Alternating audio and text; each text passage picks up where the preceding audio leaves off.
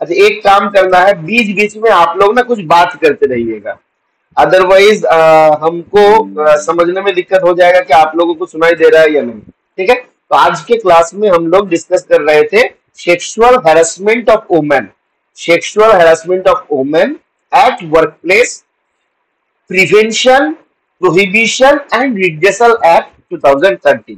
ठीक है, तो यहां से देखिए फर्स्ट पेज से भी आपके पास सवाल पूछा जा सकता है। सवाल क्या पूछ सकता है कि मान लीजिए ये सेकंड जो आपका है, मान लीजिए आपका ऐसे कर दिया कि ये प्रिवेंशन है, प्रोहिबिशन है और रिड्रेसल है, तो क्या प्रिवेंशन, प्रोहिबिशन, रिड्रेसल है या फिर प्रोहिबिशन, प्रिवेंशन, रिड्रेसल है ना? तो ये दोनों को लेके भी सवाल हो सकता है कि पहले प्रिवेंशन है या प्रोहिबिशन है ना? तो इस प्रकार से भी आपका सवाल पूछा जा सकता है कि इसका फुल फॉर्म क्या है, ये बोल के भी एक सवाल आपसे पूछा जा सकता है। और एक्ट कब लागू हुआ क्या है ये तो आ ही सकता है। तो हम लोग इसका इंट्रोडक्शन पोर्शन देख रहे थे, जहां पर हम लोग देखे इस एक्ट को हम लोग पॉश एक्ट नाम से भी जानते हैं। कौन क्या नाम से जान सकते हैं? POSH act, POSH. ठीक है, पीओएसएच क्यों बोला जा रहा है? Prevention of sexual harassment act. POSH का फुल फॉर्म होता है prevention of sexual harassment act. ठीक है, तो ये 2013 का 14th एक्ट था। It was the 14th act of 2013। अब इस एक्ट को प्रेसिडेंशियल असेंट कब मिला, मतलब द डेट ऑफ कमेंसमेंट अगर आपसे पूछा जाएगा तो आप क्या बोलिएगा? तो डेट ऑफ कमेंसमेंट है 22/4/2013। देखिए 2-2-4 होता है ऐड करने पे, तो 2-2-4 यहाँ पे हुआ है 22/4/2013। और ये एक्ट लागू लागू कब से हुआ, मतलब date on which the sexual harassment act came into effect, है ना? तो लागू कब से हुआ? तो लागू हुआ 9/12/2013 से। ये डेट काफी इंपॉर्टेंट है, याद रखना है। 14th एक्ट है, 22/4/13 में प्रेसिडेंट का असेंट मिला, और लागू कब से हुआ? 9/12/13 में लागू हुआ। अब इस एक्ट जब लागू हुआ उसके पीछे कुछ कॉन्स्टिट्यूशनल प्रोविजन भी था, और वो क्या क्या प्रोविजन था? तो 3 आर्टिकल आपको यहाँ पे रखना है। ठीक है, 3 आर्टिकल आपको यहाँ पे याद रखना है। आर्टिकल 14 जो हमको बताता है राइट टू इक्वलिटी के बारे में, आर्टिकल 15 जो हमको बताता है प्रोहिबिशन ऑफ डिस्क्रिमिनेशन, कि हमको डिस्क्रिमिनेशन नहीं करना है based on religion, sex, race, caste, place of birth, इसके आधार पे हम लोगों को किसी भी प्रकार का डिस्क्रिमिनेशन नहीं करना है। और आता है आर्टिकल 21 जो हम लोगों को बताता है right to life and live with dignity, भाई सम्मान के साथ जियो, है ना? तो ये हम लोगों को कौन बताता है? ये हम लोगों को बताता है आर्टिकल 21। तो इसी 3 आर्टिकल को, आर्टिकल का सम्मान के लिए इस 3 आर्टिकल का प्रोविजन दिया हुआ, प्रोविजन के ऊपर बेस करते हुए, आधार करते हुए जो हमारा prevention of sexual harassment act 2013 है वो हमारा आपका केम इनटू फोर्स, ये आपका लागू हुआ था। ठीक है, अब इस एक्ट को जब हम देखते हैं, कहा गया अभी, हाँ, इस एक्ट में टोटल नंबर ऑफ चैप्टर कितना है? तो टोटल नंबर ऑफ चैप्टर यहाँ पे 8, टोटल 8 चैप्टर है, और इसमें टोटल 30 सेक्शन है। 8 चैप्टर 30 सेक्शंस। ठीक है, कोई भी रूल में कभी हमेशा एक सवाल आने का चांसेस रहता है कि टोटल नंबर ऑफ सेक्शन इसमें कितना है। ठीक है, तो यहाँ पे टोटल 8 चैप्टर है और टोटल 30 सेक्शन है। चैप्टर 1 जो है ये बताता है प्रिलिमिनरी, एकदम basic provision, short title commencement, इस प्रकार का जो डेफिनेशन, ये सब चीज जो है ये बताता है कौन? ये बताता है चैप्टर 1, जहां पे दिया गया है 3 सेक्शन, सेक्शन 1, सेक्शन 2 और सेक्शन 3, है ना? ये 3 सेक्शन आपका यहाँ पे दिया हुआ है। चैप्टर 2 में जब आते हैं तो यहाँ पे बताया गया आईसीसी के बारे में, और यहाँ पे सेक्शन 4 आता है। तो चैप्टर 2 जो है आईसीसी, आईसीसी का फुल फॉर्म कोई बताइएगा हमको पब्लिक चैट में, फटाफट से आईसीसी का फुल फॉर्म बताइए।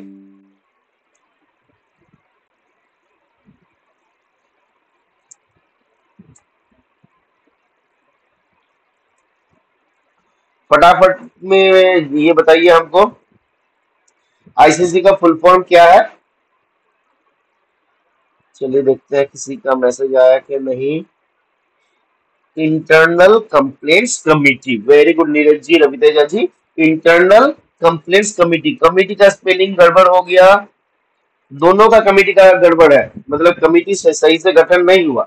COMMITTEE है ना, ये होता है कमिटी का स्पेलिंग। ठीक है, तो ये याद रखिए। आगे बढ़ते हैं हम लोग। चैप्टर 2 में बता रहे एक्चुअली। चलिए अब आते हैं हम लोग chapter 3। Chapter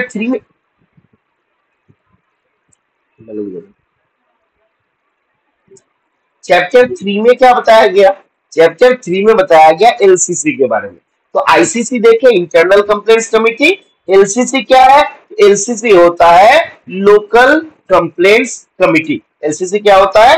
local, very good Ravi Teja, local complaints committee.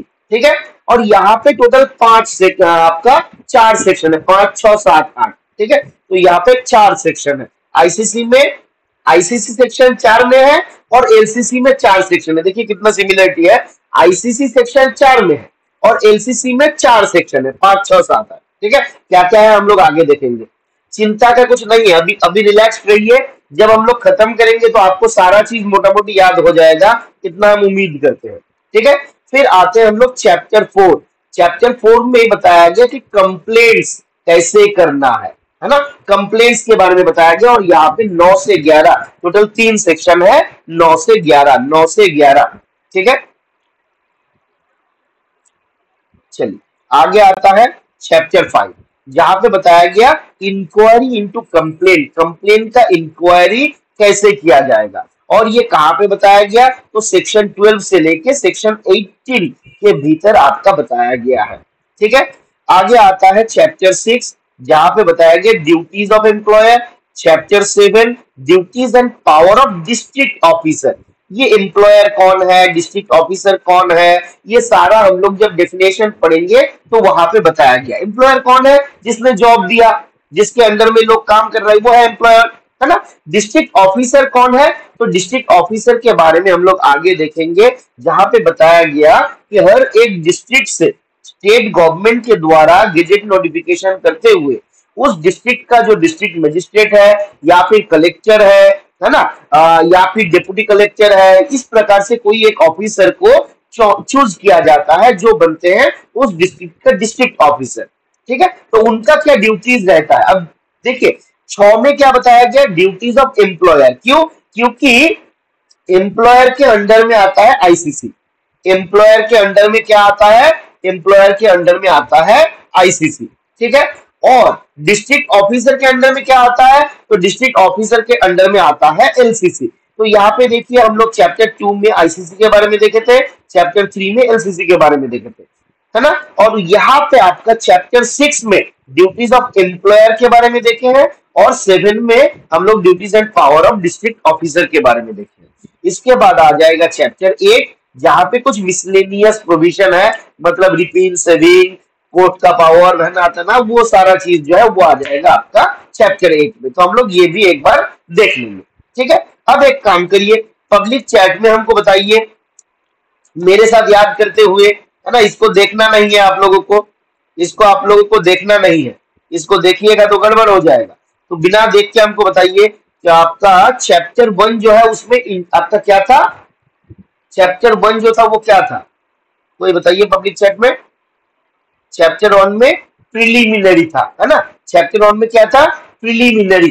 Chapter 1 में क्या था? प्रिलिमिनरी। और वहां पे टोटल कितना सेक्शन था? चैप्टर 1 में टोटल कितना सेक्शन था? पब्लिक चैट में कोई बताइए। आवाज मेरा क्लियरली सुनाई दे रहा है या नहीं?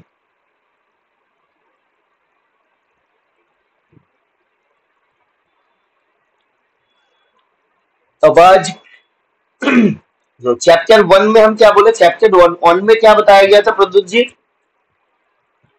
चैप्टर 1 में टोटल 3 सेक्शन था, वेरी गुड, है ना। चैप्टर 1 में टोटल 3 सेक्शन था और प्रीलिमिनरी पोर्शन था। चैप्टर 2 में क्या था, याद आ रहा है किसी को?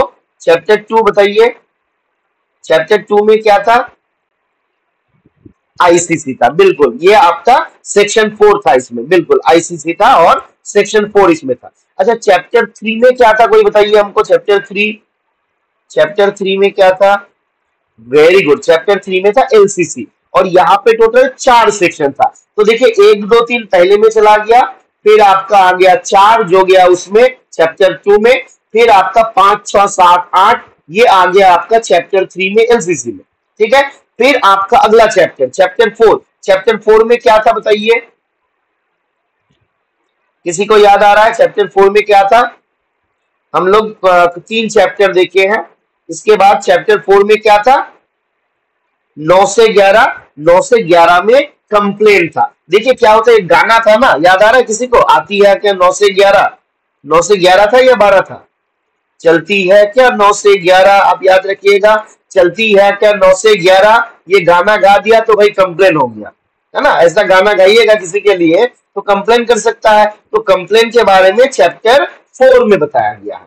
ठीक है, कंप्लेन के बारे में कहा बताया गया चैप्टर 4 में, जहां पे 9 से 11 तक है। ठीक है, फिर आता है आपका चैप्टर 5, जहां पे हम लोगों को बोला गया हम इंक्वायरी कैसे करेंगे, इंक्वायरी कैसे करेंगे, और इंक्वायरी करने के लिए हम लोगों का टोटल 7 यहाँ पे सेक्शन दिया गया, 12 से लेके 18 तक। ठीक है, फिर आता है हमका ड्यूटीज ऑफ एम्प्लॉयर, एम्प्लॉयर का ड्यूटीज है वो कहाँ पे बताया गया, वो बताया गया चैप्टर 6 में, और चैप्टर 7 में बताया गया डिस्ट्रिक्ट ऑफिसर के बारे में, ड्यूटीज के बारे में, और चैप्टर 8 में बताया गया मिसलेनियस के बारे में। चलिए एक एक करके हम लोग आगे भी देखते हैं तो हम लोगों को क्लियर हो जाएगा।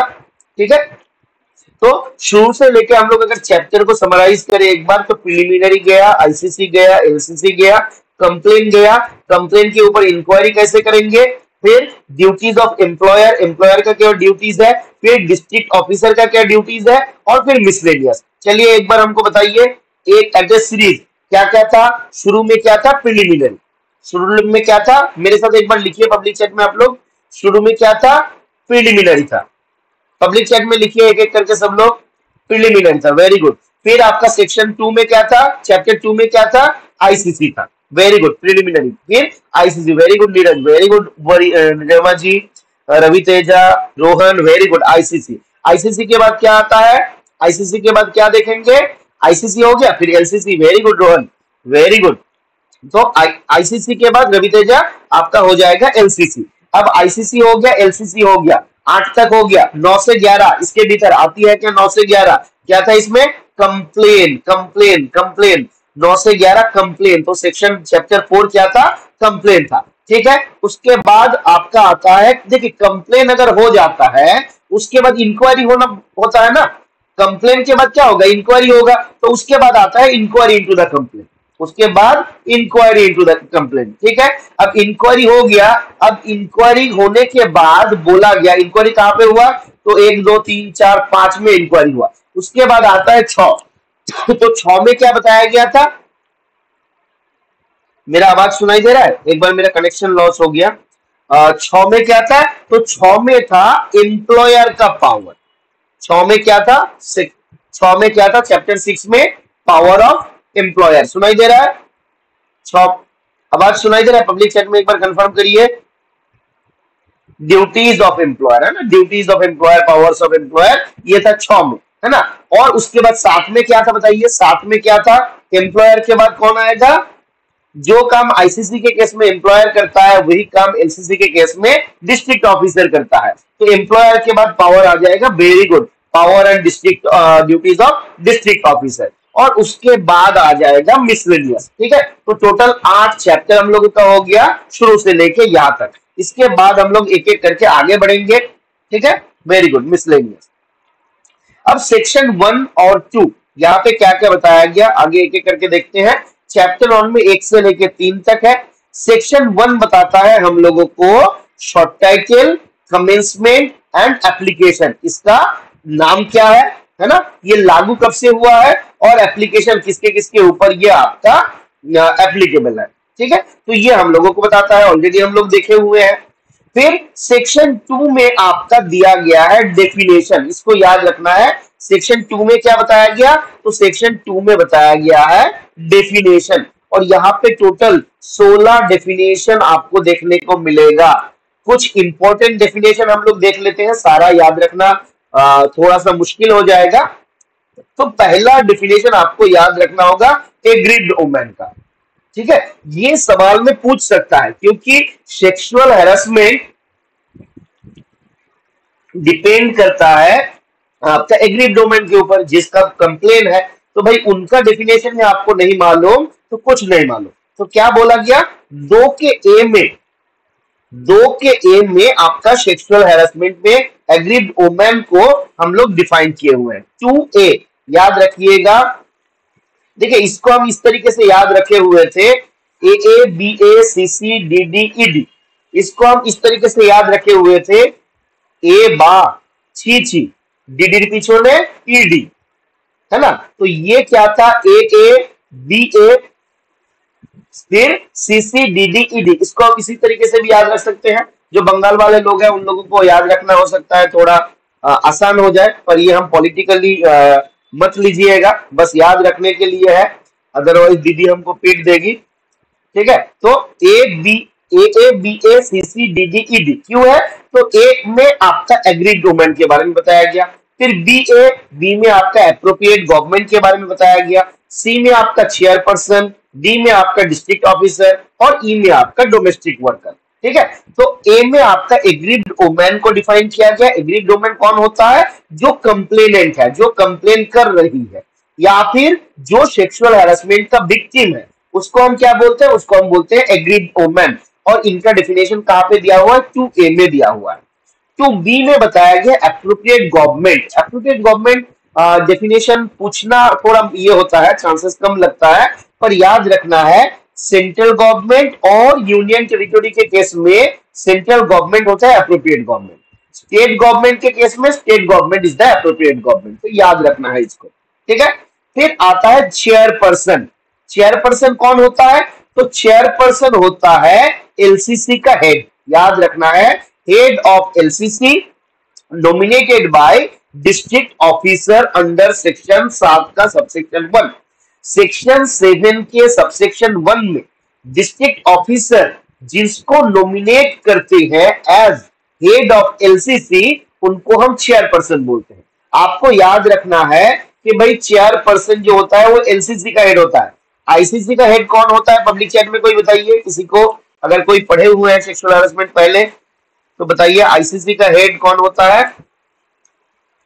आईसीसी का हेड कौन होता है, आईसीसी का हेड होता है प्रिसाइडिंग ऑफिसर। याद रहेगा, आईसीसी का हेड को बोला जाता है प्रिसाइडिंग ऑफिसर। चलिए आगे बढ़ेंगे हम लोग। फिर डी में आपका डिफाइन किया गया डिस्ट्रिक्ट ऑफिसर को। तो डिस्ट्रिक्ट ऑफिसर कौन कौन हो सकते हैं, तो हम क्या बोले, ADM additional district magistrate, district magistrate, district collector या फिर डिप्टी कलेक्टर या फिर कलेक्टर, ये सारा ये एडीएम डीएम डीसी और collector, additional district magistrate, district magistrate, आपका डिप्टी कलेक्टर या कलेक्टर, ये चारों हो सकते हैं आपका डिस्ट्रिक्ट ऑफिसर। बट कैसे पता चलेगा, तो जो गवर्नमेंट है एप्रोप्रिएट गवर्नमेंट, मतलब यहाँ पे आपका जो पर्टिकुलर स्टेट का है उसका जो स्टेट गवर्नमेंट है वो क्या करेगा, गेजेट नोटिफिकेशन इशू करते हुए बताएगा कि हमारे इस जगह के लिए, इस डिस्ट्रिक्ट के लिए ये फलाना व्यक्ति जो होगा, ये पोस्ट जो होगा, इधर डीएम हो या कलेक्टर हो या डीसी हो, ये हमारा क्या होंगे, ये हमारा डिस्ट्रिक्ट ऑफिसर होंगे। ठीक है, फिर आता है ईडी। ईडी याद रखना था हम लोगों को, यहाँ पे था डीडी, यहाँ पे था ईडी। तो ईडी में क्या था, ई में बताया गया डोमेस्टिक वर्कर के बारे में कि डोमेस्टिक वर्कर किसको बोला जाएगा। ठीक है, तो डोमेस्टिक वर्कर के केस में किसको बोला जाता है, सभी लोग जानते हैं कि हमारे घर पे जो लोग काम करते हैं उनको हम डोमेस्टिक वर्कर बोलते हैं।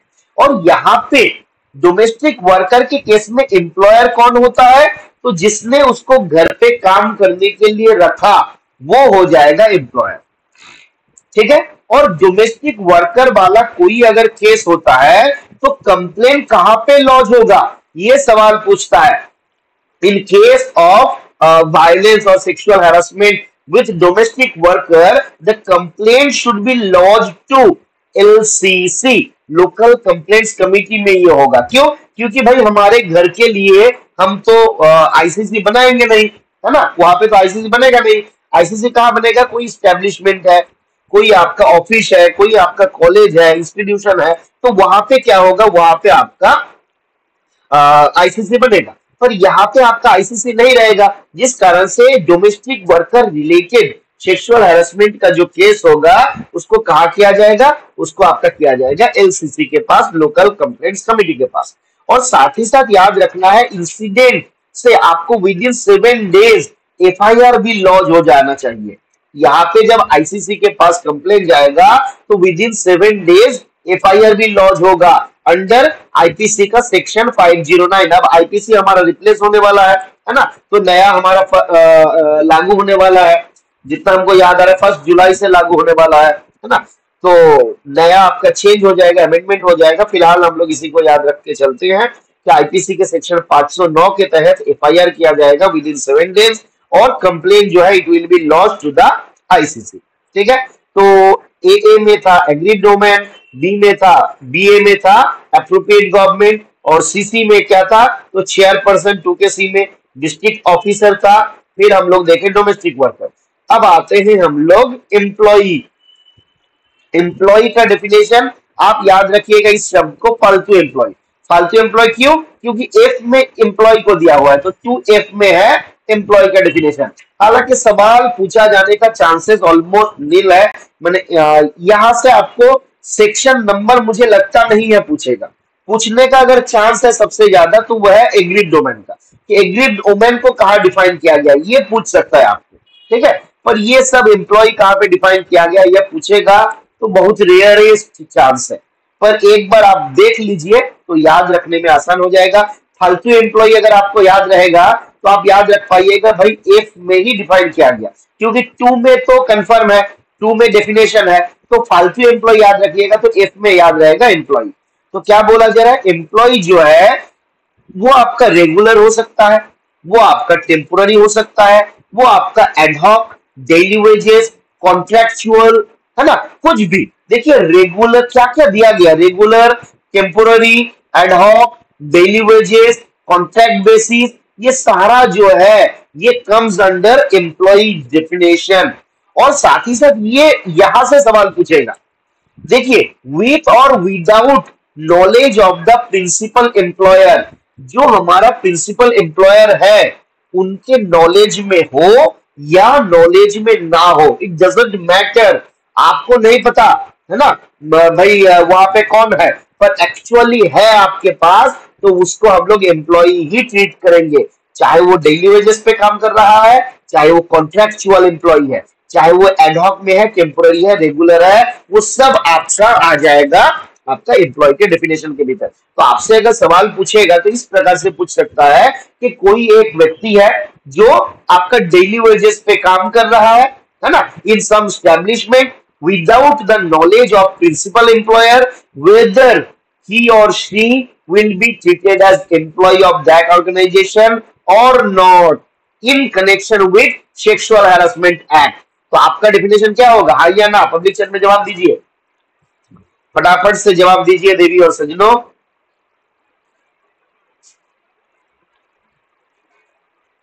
आवाज मेरा क्लियर है या नहीं? फटाफट पब्लिक चैट में जवाब दीजिए। क्वेश्चन क्लियर है? चलिए एक बार व्हाट्सएप चेक कर लेते हैं, आप लोग सुन पा रहे हो या नहीं।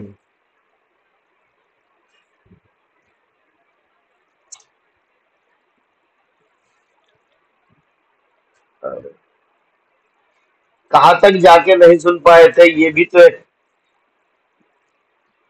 कहां तक सुने थे आप लोग लास्ट, थोड़ा बताइए।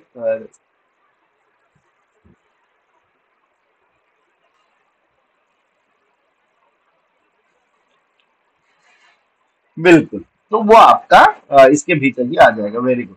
चलिए अब आगे बढ़ते हैं हम लोग। आगे आता है एम्प्लॉयर। आगे डिफाइन किया गया एम्प्लॉयर। तो एम्प्लॉयर के लिए आप याद रख सकते हैं कि गवर्नमेंट एम्प्लॉयर, गवर्नमेंट एम्प्लॉयर, है ना, तो ये आपका याद रहेगा फालतू एम्प्लॉय और गवर्नमेंट एम्प्लॉयर। ठीक है, अब क्या क्या बोला जाए, एम्प्लॉयर कौन कौन हो सकता है, तो head of the department, manager, any person who is discharging the duty, है ना, according to his contractual obligation, और ड्वेलिंग प्लेस बेनिफिशियरीज। तो कोई भी हेड ऑफ द डिपार्टमेंट किसी भी जगह का, वहां का जो मैनेजर है ना, यानी कि जो हेड ऑफ ऑफिस है, पर्सन डिस्चार्जिंग कॉन्ट्रेक्चुअल ऑब्लिगेशन, कोई ऑब्लिगेशन है, कॉन्ट्रैक्ट है और उसको वो डिस्चार्ज कर रहा है कोई व्यक्ति, तो वो हो जाएगा। फिर किसी पर्टिकुलर घर में, किसी के भी घर में, ड्वेलिंग प्लेस में जिसको बेनिफिट मिल रहा है, तो ये सारा आपका ट्रीट हो जाएगा एम्प्लॉयर के भीतर। ठीक है, तो ये बताया गया, डिफाइन किया गया कहाँ पे, जी में डिफाइन किया गया। फिर आता है 2H, ये इंपॉर्टेंट है तो इसको आप लोग याद रखिएगा। मेरे हिसाब से ये पूछने का बहुत ज्यादा चांस है कि आईसीसी को कहां पे डिफाइन किया गया, तो 2H में आपका आईसीसी को डिफाइन किया गया। हाई आप याद रख सकते हैं, हाई HI है ना, तो 2H में आपका डिफाइन किया गया आईसीसी को। क्या बोला जा रहा है, आईसीसी कहां कहां पे बनेगा, मिनिमम 10 एम्प्लॉइज, किसी भी स्टैब्लिशमेंट जहां पे मिनिमम 10 एम्प्लॉय होंगे, इरेस्पेक्टिव ऑफ जेंडर, ही और शी में, मतलब वो आपका मेन भी हो सकता है, वुमेन भी हो सकते हैं, मेल भी हो सकता है, फीमेल भी हो सकता है, डजेंट मैटर, 10 एम्प्लॉय होना चाहिए इरेस्पेक्टिव ऑफ जेंडर, तो वहां पे एक आईसीसी का गठन होगा अंडर सेक्शन 4। आईसीसी का गठन सेक्शन 4 में बताया गया था, चैप्टर 2 में बताया गया था, तो इसके तहत आईसीसी का गठन किया जाएगा जहां पे मिनिमम 10 एम्प्लॉई काम करेगा। और फॉर्म कौन करेगा, इसके गठन कौन करेंगे, तो वहां का जो एम्प्लॉयर है वो इसका गठन करेंगे। ठीक है, तो आपका H में बताया गया, 2H में बताया गया आईसीसी हाई। फिर आपका इल में क्या बताया गया, 2 के I में बताया गया एलसीसी के बारे में। ठीक है, आईसीसी के बाद एलसीसी के बारे में क्या बोला गया कि एलसीसी के कॉन्स्टिट्यूशन के बारे में बताया गया है सेक्शन 6 में। हम लोग देखे थे ना कि 5 से लेके 8 तक आपका एलसीसी के बारे में बताया गया, तो जिसके भीतर 5 में जब जाइएगा, जितना हमको याद आ रहा है, वहां पे डिस्ट्रिक्ट ऑफिसर के बारे में बताया गया, और 6 में आपका बताया गया है कि एलसीसी का कॉन्स्टिट्यूशन डिस्ट्रिक्ट ऑफिसर कैसे करेंगे। ठीक है, तो आपका H में, 2 के H में आपका बताया गया आईसीसी के बारे में, 2 के I में बताया गया एलसीसी के बारे में। एलसीसी का गठन को कौन सा सेक्शन में बोला गया, तो सेक्शन 6 में बताया गया। आईसीसी का गठन कहां पे बताया गया, सेक्शन 4 में बताया गया। ठीक है, चलिए आगे आता है, एक डेफिनेशन है मेंबर, ये कोई काम का नहीं है डेफिनेशन। मेंबर क्या होते हैं, तो आईसीसी और एलसीसी में जो लोग, देखिए आईसीसी का हेड अगर होगा तो वो हो जाएगा प्रिसाइडिंग ऑफिसर, एलसीसी का हेड हो जाएंगे तो कौन हो जाएंगे, वो हो जाएंगे चेयरपर्सन। इनको छोड़ के बाकी लोग जो है वो है उसका सदस्य यानी कि मेंबर, तो वो मेंबर को डिफाइन किया गया 2 के जे में। ठीक है, चलिए आगे आते हैं हम लोग, इसको हम कैसे याद रखते हैं, इसको हम याद रखते हैं GeM, government e market place, GeM, तो ये जीई को जे याद रखिए, तो जेम में आपका जे में एम मेंबर बताया गया। आगे आता है डेफिनेशन 2 के, ये मेरे हिसाब से तो बिल्कुल भी इंपॉर्टेंट नहीं है, प्रिस्क्राइब क्या क्या चीज प्रिस्क्राइब्ड है उसको। 2 के एल में डिफाइन किया गया प्रिसाइडिंग ऑफिसर को। ठीक है, तो प्रिसाइडिंग ऑफिसर एलपीओ, ये याद रख सकते हैं कि local post officer, local post office या local post officer LPO, presiding officer को एल में डिफाइन किया गया, प्रिसाइडिंग ऑफिसर को एल में डिफाइन किया गया। ठीक है, लोकल पोस्ट ऑफिसर क्यों बोल रहे हैं, क्योंकि जो एम्प्लॉई है उसका जो स्टैब्लिशमेंट है, उस स्टैब्लिशमेंट का कुछ हायर पोजीशन में जो फीमेल रहते हैं उन्हीं को नॉर्मली हम प्रिसाइडिंग ऑफिसर चूज करते हैं। ठीक है, तो लोकल पोस्ट ऑफिसर अकॉर्डिंगली भी आप याद रख सकते हैं एलपीओ। आगे आते हैं हम लोग 2 के एम, ये तो मेरे हिसाब से खतरनाक इंपॉर्टेंट है। जैसे एग्रीड वोमेन था वैसे रिस्पोंडेंट, जिसने कंप्लेन किया वो है एग्रीड डोमेन, और जिसके खिलाफ कंप्लेन किया हम इसको ऐसे याद रखते हैं ये मेन कल्प्रिट है, तो एम से आता है 2M, एम में आता है रिस्पोंडेंट, रिस्पोंडेंट 2 के एम में डिफाइन किया गया। अच्छा बताइए हमको एग्रीड वोमेन कहां पे डिफाइन किया गया था, कोई पब्लिक चैट में बताइए, एग्रीड वोमेन को कहां पे डिफाइन किया गया था, वेरी गुड प्रद्युत जी, 2 के ए में एग्रीड वोमेन डिफाइन किया गया था। चलिए आईसीसी को कहां पे डिफाइन किया गया था, आईसीसी को कैसे याद रखना है, हाई, आईसीसी क्या था, HI। है ना, HI मतलब 2 के H में आपका ICC था, और LCC कहाँ पे था, ईल, आप इसको याद रखिएगा, ILL ईल था।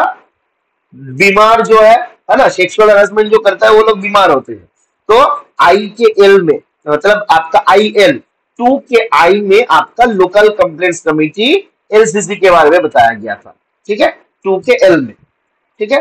फिर आता है रेस्पोंडेंट। रेस्पोंडेंट को कहा डिफाइन किया गया, ये बहुत ज्यादा इंपॉर्टेंट है, पब्लिक चैट में एक बार बता दीजिए, आपके आंखों में के सामने दिखाई दे रहा है, फिर भी याद रखना है, 2 के एम में आपका रेस्पोंडेंट को डिफाइन किया गया, ठीक है, वेरी गुड। अब आते हैं हम लोग 2 के एन। 2 के एन में क्या बोला गया, तो 2 के एन में डिफाइन किया गया है what is sexual harassment. Sexual harassment क्या है उसको डिफाइन किया गया, तो आप इसको याद रख सकते हैं, जो मतलब जब कोई ना बोलता है उसके बाद जब कोई एक्टिविटी होता है तो उसी को हम लोग सेक्सुअल हैरेसमेंट को ट्रीट करते हैं। तो नो, अगर किसी ने नो बोला तो वो सेक्सुअल हैरेसमेंट है। तो 2 के एन में सेक्सुअल हैरेसमेंट को डिफाइन किया गया है, ठीक है। आगे वो डेफिनेशन को भी हम लोग देखेंगे। 2 के ओ में बताया गया वर्क प्लेस। वर्क प्लेस क्या है, वो ओ में डिफाइन किया गया। वर्क प्लेस को आप वर्क प्लेस भी याद रख सकते हैं, WOR के बदले खाली वर्क प्लेस, तो ओ से आपका 2 के ओ आ जाएगा। फिर आपका पी में बताया गया अनऑर्गेनाइज्ड सेक्टर। अनऑर्गेनाइज्ड सेक्टर को डिफाइन किया गया है आपका पी में, हम इसको पंजाब यूनिवर्सिटी याद रखते हैं, PU। तो 2 के पी में आपका अनऑर्गेनाइज्ड सेक्टर को डिफाइन किया गया। अनऑर्गेनाइज्ड सेक्टर मतलब जहां पे आपका लेस देन 10 एम्प्लॉय काम करता है उसको हम लोग अनऑर्गेनाइज्ड सेक्टर बोलते हैं। मिनिमम 10 हो गया तो ऑर्गेनाइज्ड सेक्टर के भीतर आएगा, वहां पे ICC बनेगा। 10 के नीचे अगर हो जाएंगे तो वहां पे आपका ICC नहीं बनेगा, उसको हम लोग अनऑर्गेनाइज्ड सेक्टर बोलेंगे, ठीक है। पंजाब यूनिवर्सिटी PU, पी में आपका अनऑर्गेनाइज्ड सेक्टर है। वर्क प्लेस को वर्क प्लेस याद रखना है, नो बोला तो वो सेक्सुअल हैरेसमेंट हो जाएगा। मेन कल्प्रिट को रेस्पोंडेंट बोलते हैं, तो 2 के एम में रेस्पोंडेंट है। और लोकल पोस्ट ऑफिसर जो होता है उसको हम लोग प्रिसाइडिंग ऑफिसर बनाते हैं, तो एल में आपका प्रिसाइडिंग ऑफिसर है। फिर आपका के में प्रिस्क्राइब था। KPI आप याद रख सकते हैं, KPI तो वो KP आपका हो जाएगा आपका की परफॉर्मेंस इंडिकेटर था, तो के में आपका प्रिस्क्राइब्ड है। जेम से याद रखना है, जे में मेंबर आ जाएगा। LCC और ICC आपका आई से याद रखिएगा, HI हाई, H में आपका ICC, और इल बीमार वाला LCC हो जाएगा, IL इल, आई में आपका ये हो जाएगा। फिर आप याद रखिएगा गवर्नमेंट एम्प्लॉयर, जी में आपका एम्प्लॉयर हो जाएगा। फालतू एम्प्लॉय, एफ में आपका एम्प्लॉय हो जाएगा। उसके पहले AA BA CC DD ED, तो एग्रीड डोमेन हो जाएगा, एप्रोप्रिएट गवर्नमेंट हो जाएगा। फिर आपका सी में चेयरपर्सन हो जाएगा। डी में आपका डिस्ट्रिक्ट ऑफिसर हो जाएगा। ED में आपका डोमेस्टिक वर्कर हो जाएगा, है ना। तो यहां तक हम लोगों का देखिए मोटा मोटी खत्म हो जाता है डिफरेंट जो डेफिनेशन है, ठीक है। यहां तक मैं उम्मीद करता हूं आप लोगों का क्लियर हुआ होगा। आगे बढ़े,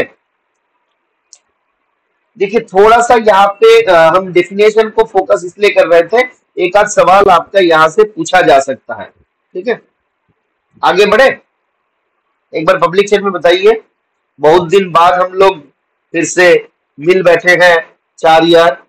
आज थोड़ा एक्चुअली पहले से हम इंटीमेट नहीं कर पाए, क्योंकि एक तो मेरे पास लैपटॉप नहीं था, दूसरा मेरे पास इंटरनेट नहीं था, और फिर भी मतलब हो पाएगा या नहीं क्लास, उसी में हम थोड़ा कंफ्यूज थे। अब आज आप लोगों को सुनाई दे रहा है ना पब्लिक चैट में, एक बार थोड़ा कंफर्म कीजिए तो हम लोग आगे बढ़ते हैं। हम लोगों का एक क्लास और 1 या 2 क्लास में हम लोग इसको खत्म कर लेंगे, ठीक। तो बैक टू बैक क्लास रहेगा, कल भी आप लोगों का क्लास रहेगा। आगे आते हैं एग्रीड डोमेन। एग्रीड डोमेन के केस में क्या बोला गया, देखिए चलिए। एग्रीड डोमेन के केस में क्या बोला गया, तो बोला गया कि विदाउट एज लिमिट, जिसका सेक्सुअल हैरेसमेंट होगा इसका कोई एज लिमिट नहीं गया, ठीक है। क्योंकि जो धर्षक होते हैं वो 6 महीने के बच्चे से लेके 60 साल का बूढ़ी किसी को भी नहीं छोड़ते हैं, जिस कारण से एग्रीड डोमेन में वोमेन का कोई एज लिमिट नहीं है, ठीक है। ये विदाउट एज लिमिट याद रखना है। एनी प्लेस, कहीं पे भी हो, वो आपका वर्किंग प्लेस में हो, ऑफिस में हो, हाउस में हो, तो वो आपका एग्रीड डोमेन भी कहलाया जाएगा।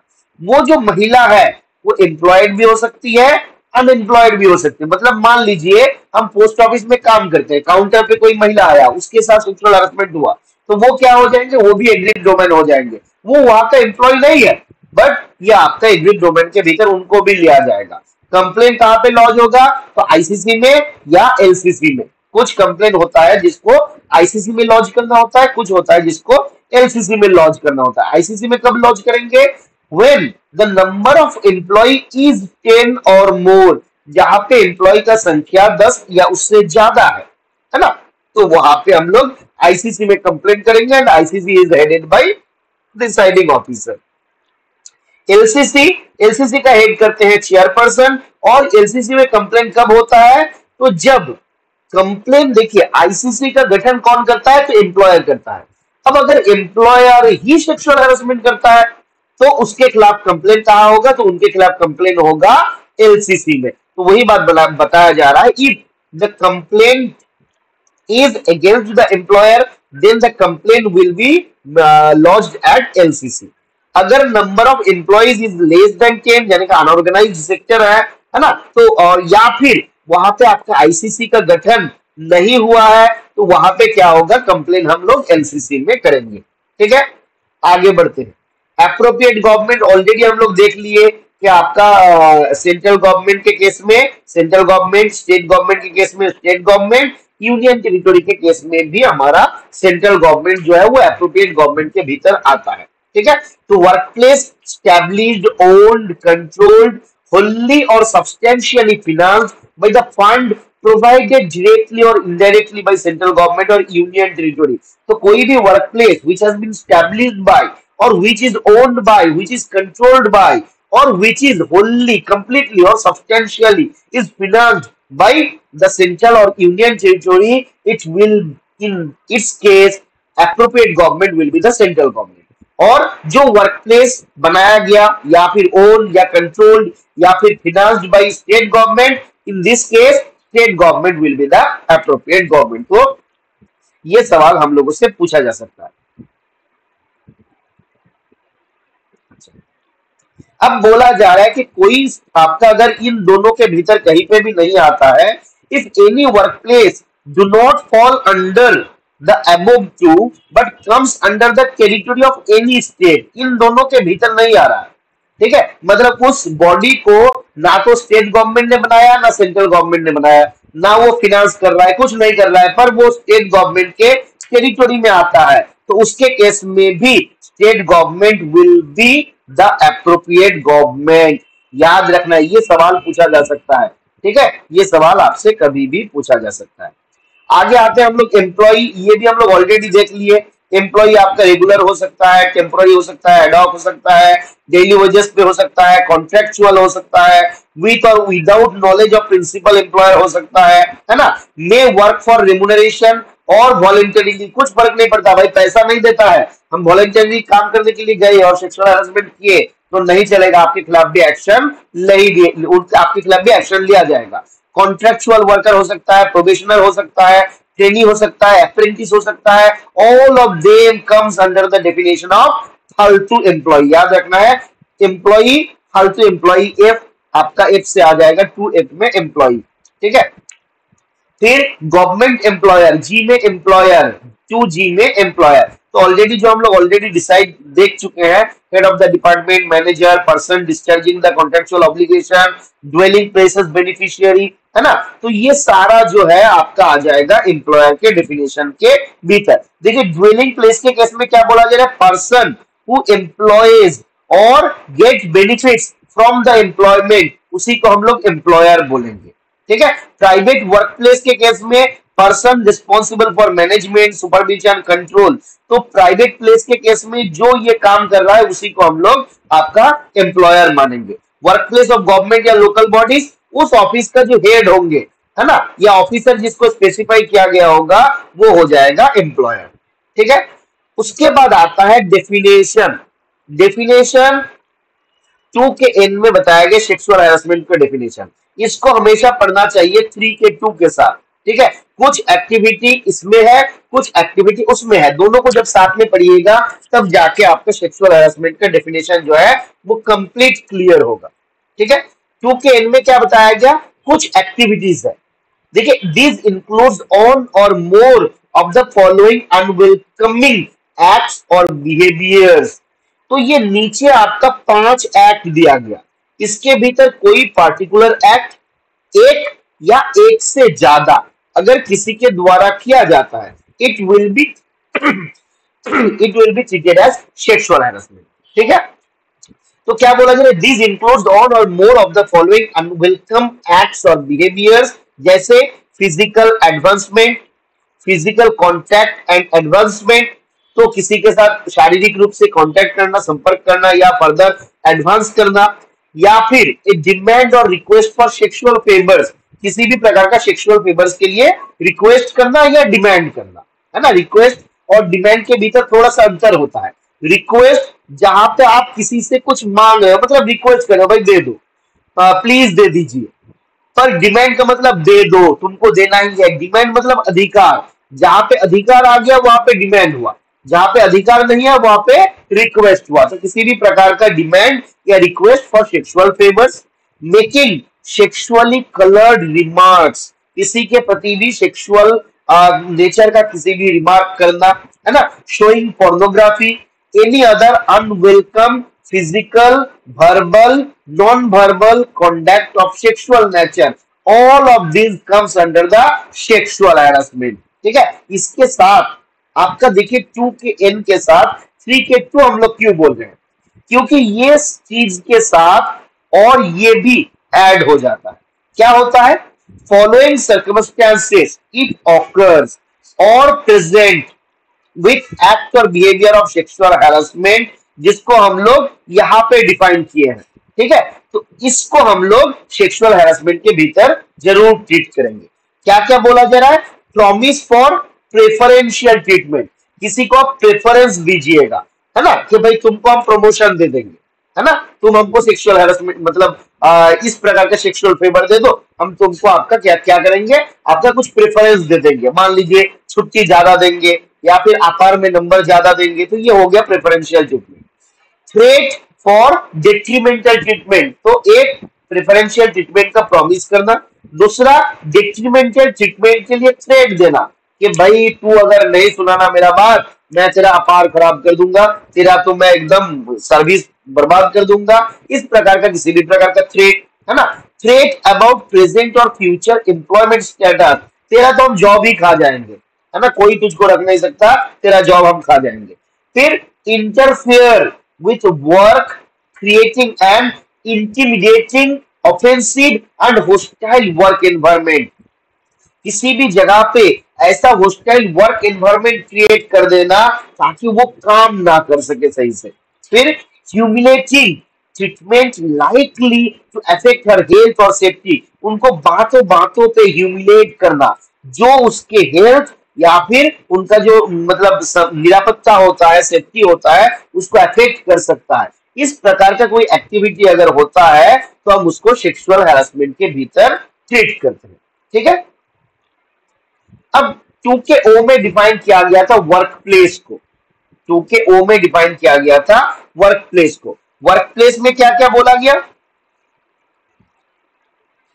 वर्क प्लेस में तो बोला जा रहा है कि क्या क्या, देखिए तो यहाँ पे 2 केस हम लोग लिए, एक हो गया गवर्नमेंट सेक्टर, एक हो गया प्राइवेट सेक्टर। गवर्नमेंट सेक्टर के केस में क्या बोला जा रहा है, कोई भी department, organisation, undertaking, establishment, enterprise, institution, office, branch which is established, owned, controlled wholly or substantially financed by the funds provided by the government, it will be treated as workplace, है ना। तो गवर्नमेंट सेक्टर के case में कोई भी department, organisation, undertaking, establishment, enterprise, institution, office, branch जिसको government के द्वारा एस्टैब्लिश किया गया, गवर्नमेंट उसको ओन करता है, कंट्रोल करता है या फिनांस करता है, तो उसको हम लोग वर्कप्लेस बोलेंगे। पब्लिक सेक्टर के केस में क्या बोला जा रहा है, एनी पब्लिक सेक्टर ऑर्गेनाइजेशन और प्राइवेट वेन्यू, है ना, venture, undertaking, enterprise, institution, establishment, society, trust, NGO, तो ये सारा आपका वर्कप्लेस के भीतर आ जाएगा। हॉस्पिटल या नर्सिंग होम, ये भी आपका वर्कप्लेस के भीतर आएगा। Sports institution, stadium, sports complex, competition या गेम का वेन्यू, ये सारा आपका वर्कप्लेस के भीतर आएगा। Any place visited by the employees in connection with employment और ट्रांसपोर्टेशन बाय एम्प्लॉयर। जैसे मान लीजिए आप कहीं पे काम के लिए गए, वहां से आपको कोई टूर पे लिया गया, है ना, या फिर मान लीजिए किसी को काम करने के लिए ट्रांसपोर्टेशन प्रोवाइड किया जाता है, तो उसको भी हम लोग वर्क प्लेस के भीतर ट्रीट करेंगे। ड्वेलिंग प्लेस और हाउस, किसी के घर पे किसी को काम करने के लिए रखा हुआ है, वहां पे काम करता है, तो उसको भी हम लोग वर्क प्लेस के भीतर ट्रीट करेंगे। ठीक है, तो ये आपका डिफाइन किया गया है वर्क प्लेस के भीतर। आगे आते हैं सेक्शन 3। सेक्शन 3 में क्या डिफाइन किया गया? तो सेक्शन 3 में बोला गया कि no women shall be subjected to sexual harassment at work place. कोई भी महिला के साथ वर्क प्लेस में किसी भी प्रकार का सेक्सुअल हैरेसमेंट का घटना जो है वो नहीं किया जाएगा। कहा डिफाइन किया गया? 3 के 1 में। और 3 के 2 में क्या डिफाइन किया गया?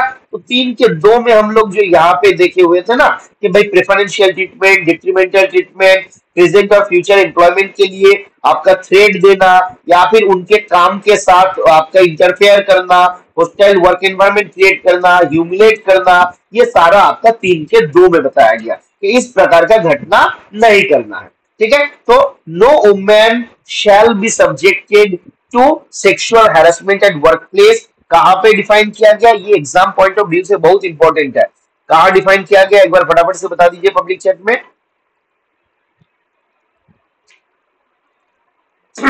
आवाज सुनाई दे रहा है तो एक बार बता दीजिए।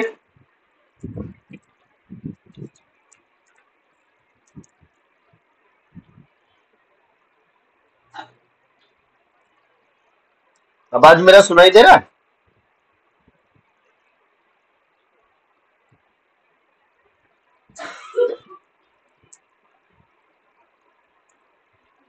तो कहा बताया गया बताइए कि no women shall be subjected to sexual harassment at work place.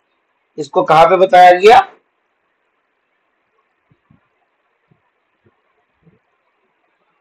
अरे 3 के 1 में। अभी अभी हम बोले हैं, मतलब मुझे लग रहा है कि क्लियरली ऑडिबल नहीं है, थोड़ा सा इश्यू हो रहा है। बिल्कुल नीरज जी, 3 के 1 में इसको बताया गया है। ठीक है, चलिए आगे और थोड़ा बढ़े या क्या करें बताइए? थोड़ा और पढ़ लेते हैं, 4-5 पेज पढ़ लेते हैं, 10-15 मिनट, फिर जाके छोड़ देंगे। ठीक है, देखिए यहां तक ना थोड़ा सा दिमाग के ऊपर जोर लगाने वाला था, क्योंकि बार बार फोकस याद रखना था कितना है नहीं है, पर इसके बाद आपको खाली समझने वाला चीज है, तो याद रखने वाला चीज खत्म हो गया। इसके बाद आपको और दिक्कत नहीं होगा। ठीक है,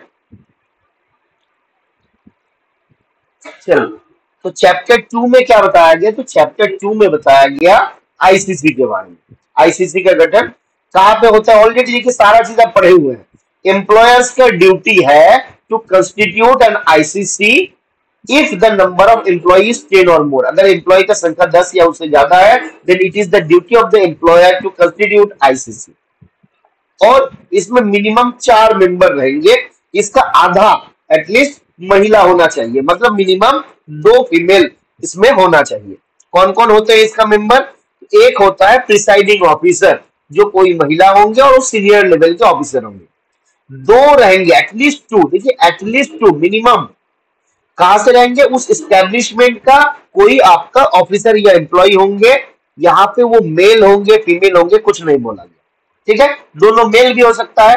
एक मेंबर रहेंगे एनजीओ का, एक मेंबर रहेगा एनजीओ का। तो टोटल हम 4 क्यों बोले? कि यहाँ पे एटलीस्ट 2 बोला तो मान लीजिए कि 2 ही लिए। मम्मा सूचना होंगे प्रिसाइडिंग ऑफिसर होंगे महिला और वो सीनियर लेवल के ऑफिसर होंगे। एटलीस्ट 2 रहेंगे मेंबर जो उसी एस्टेब्लिशमेंट में काम करते होंगे, और एक मेंबर रहेगा एनजीओ का, नॉन गवर्नमेंट ऑर्गेनाइजेशन का मेंबर रहेंगे। तो टोटल मिनिमम 4 होंगे। अब मान लीजिए प्रिसाइडिंग ऑफिसर महिला हो गए, एनजीओ का मेंबर महिला हो गए, तो बाकी दोनों पुरुष होने से भी चलेगा क्योंकि आधा तो हो गया, है ना। अब इसका टर्म क्या है? तो टर्म रहता है नॉट एक्सीडिंग 3 इयर्स, 3 साल से ज्यादा नहीं होगा, और as specified by the employer in order, है ना। जब एम्प्लॉयमेंट गठन किया जाएगा उस ऑर्डर में जो आपका बताया जाएगा कि इतना दिन के लिए रहेंगे, तो मैक्सिमम 3 साल रह सकते हैं, उससे कम पीरियड के लिए भी एम्प्लॉयर जो है डिसाइड कर सकते हैं, इससे ज्यादा के लिए नहीं। फीस और अलाउंसेस है, ये भी आपका यहाँ पे बताया गया, लास्ट में हम लोग देखेंगे किसको कितना पैसा मिलता है। फिर 4 के 5 में आपका क्या बताया गया, तो यहाँ पे बताया गया रिमूवल ऑफ आईसीसी, कि आईसीसी का रिमूवल कैसे किया जाएगा। ठीक है, आईसीसी का मेंबर को कब रिमूव किया जाएगा, तो आईसीसी का मेंबर का रिमूवल और एलसीसी का मेंबर का रिमूवल दोनों प्रक्रिया पूरा सेम है। ठीक है, और जो हमारे 4 के 5 में आईसीसी का रिमूवल बोला गया, 7 के 3 में बताया गया एलसीसी का रिमूवल, 7 के 3 में।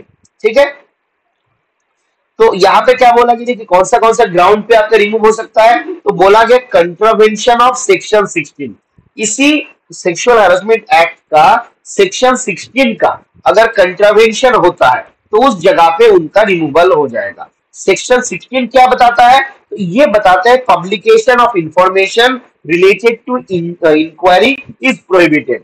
ये सेक्सुअल हैरेसमेंट रिलेटेड जो इंक्वायरी चल रहा है इसके बारे में आपको पब्लिकली कुछ बताना नहीं है।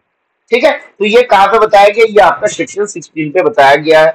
अगर ये वायोलेट किया गया, मतलब आईसीसी का मेंबर इस बात को पब्लिक कर दिया, तो उनको आईसीसी से रिमूव कर दिया जा सकता है। अगर उनका कन्विक्शन हो जाता है किसी भी लीगल केसेस में, किसी भी ऑफेंस में उनका अगर कन्विक्शन हो जाता है, तो वहां से भी उनको रिमूव हो जाएगा। वो डिसिप्लिनरी प्रोसीडिंग आइदर पेंडिंग और फाउंड इन गिल्टी, है ना, अगर उनके खिलाफ कोई डिसिप्लिनरी प्रोसीडिंग चल रहा है, वो पेंडिंग है या फिर कंप्लीट हो गया और उसमें दोषी पाया गया, तो उनको हम लोग निकाल देंगे। एब्यूजिंग पोजीशन, कोई अगर अपना पावर का दुरुपयोग करता है तो उसको भी हम लोग यहाँ से निकाल सकते हैं।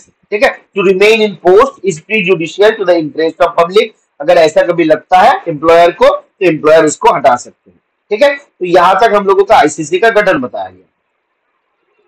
आगे आते हैं हम लोग चैप्टर 3, जहां पे आपका बताया गया है 5 से 8 के भीतर सेक्शन 5 में देखिए नोटिफिकेशन ऑफ डिस्ट्रिक्ट ऑफिसर। तो डिस्ट्रिक्ट ऑफिसर के लिए नोटिफिकेशन इशू किया जाता है, कौन करता है, एप्रोप्रिएट गवर्नमेंट करता है। एप्रोप्रिएट गवर्नमेंट मतलब पर्टिकुलर स्टेट का जो स्टेट गवर्नमेंट होगा वो करेगा। क्या करेगा, वो गेजेट नोटिफिकेशन देगा और उसके माध्यम से डिस्ट्रिक्ट ऑफिसर का अपॉइंटमेंट करेगा। कौन कौन हो सकता है, डिस्ट्रिक्ट मजिस्ट्रेट हो सकता है, एडिशनल डिस्ट्रिक्ट मजिस्ट्रेट, कलेक्टर या डिप्टी कलेक्टर, ये लोग हो सकता है आपका डिस्ट्रिक्ट ऑफिसर। सेक्शन 6 क्या बताता है, ये बताता है constitution and jurisdiction of LCC. LCC का जुरिस्डिक्शन क्या होगा और उसका कॉन्स्टिट्यूशन कैसे किया जाएगा। कौन करेगा इसका कॉन्स्टिट्यूशन, तो डिस्ट्रिक्ट ऑफिसर जो है वो करेंगे इनका गठन। ठीक है, कंपोजिशन साथ में बताया गया, composition, tenure and terms. LCC का जो कंपोजिशन है, टेन्योर है, टर्म है, वो आपका साथ में बताया गया। क्या क्या बोला गया, इसका जो हेड होता है उनको हम लोग बोलेंगे चेयरपर्सन। आईसीसी के केस में प्रिसाइडिंग ऑफिसर, यहाँ पे आपका चेयरपर्सन। एक रहेगा नोडल ऑफिसर। नोडल ऑफिसर कौन होते हैं, किसी भी एरिया का, जिस एरिया का सेक्सुअल हैरेसमेंट की घटना होगा उस एरिया के कोई एक ऑफिसर उसमें रहते हैं, जिसको हम लोग नोडल ऑफिसर बोलते हैं। जो तहसील में, ब्लॉक में, तालुका में, रूरल एरिया के केस में या फिर अर्बन एरिया के केस में वार्ड या म्यूनिसिपैलिटी में एक एक जगह से जहां का केस है वहां का एक ऑफिसर रहेंगे, जिसको हम लोग नोडल ऑफिसर बोलेंगे, वही हमको खबर करेगा। दो आपका एनजीओ का मेंबर, वहां पे आपका आईसीसी के केस में एक एनजीओ मेंबर था, यहाँ पे आपका दो आपका एनजीओ मेंबर है। वहां पे आपका डिपार्टमेंट से दो अलग ऑफिसर होते थे, है ना, अदर देन प्रिसाइडिंग ऑफिसर। यहाँ पे आपका एक होते हैं एक्स ऑफिशियो मेंबर, एक आपका एक्स ऑफिशियो मेंबर होते हैं। एक्स ऑफिशियो मेंबर कौन होते हैं, the officer of women and child development. Officer of women and child development, ये जो ऑफिसर होते हैं ये बाई पोस्ट, बाई डेजिग्नेशन, वो जो उस जगह पे, उस एरिया में जो इस पोस्ट को होल्ड करेंगे वो बाय डिफॉल्ट इसका मेंबर होंगे। तो यहाँ पे मिनिमम मेंबर का संख्या हो सकता है 5। एक आपका हो जाएगा हेड, जिसको बोलेंगे चेयरपर्सन, एक हो जाएगा नोडल ऑफिसर, दो हो जाएगा एनजीओ और एक हो जाएगा एक्स ऑफिशियो मेंबर। इनका भी टर्म कितना है, तो मिनिमम 3 इयर्स और as specified by the DO. तो ये हो जाएगा इसका गठन। आगे आते हैं, आगे बताया गया सेक्शन 8, जहां पे बताया गया ग्रांट एंड ऑडिट के बारे में। तो क्या है, सेंट्रल गवर्नमेंट स्टेट गवर्नमेंट को पैसा देगा, स्टेट गवर्नमेंट एक एजेंसी का अपॉइंट करेगा और वो एजेंसी जो है वो आपका डिस्ट्रिक्ट ऑफिसर को पैसा देंगे। ठीक है, तो ये फंड फ्लो है। फंड का फ्लो कैसे होगा, तो सेंट्रल गवर्नमेंट से स्टेट गवर्नमेंट, स्टेट गवर्नमेंट से एजेंसी, एजेंसी से डिस्ट्रिक्ट ऑफिसर। और यहाँ पे अकाउंट मेंटेनेंस के लिए अकाउंटेंट जनरल ऑफ स्टेट जो है ये रिस्पॉन्सिबल रहते हैं। इसको याद रखना खाली, अकाउंटेंट जनरल ऑफ स्टेट जो है वो आपका फंड फ्लो के लिए, अकाउंट मेंटेनेंस के लिए रिस्पॉन्सिबल रहते हैं। तो आज हम लोग यहां तक ही रुकते हैं, ठीक है। आधा हम लोगों का ऑलमोस्ट हो गया है, आधा बाकी है, तो वो हम लोग कल कंप्लीट कर लेंगे, ठीक है।